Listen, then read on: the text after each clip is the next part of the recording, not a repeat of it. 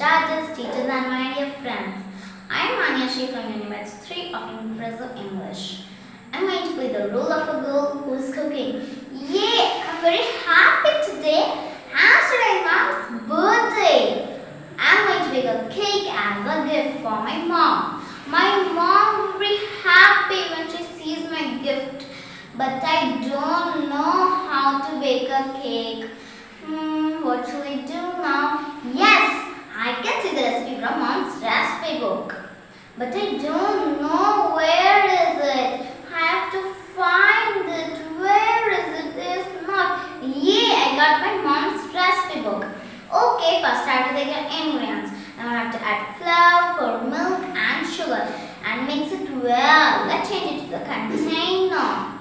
Let's bake it. I'm very excited to see my cake. That's too hard. It takes a long time.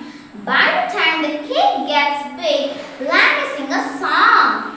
Mom, mom, mom, you are the best gift for me. I like you so much. You are my world.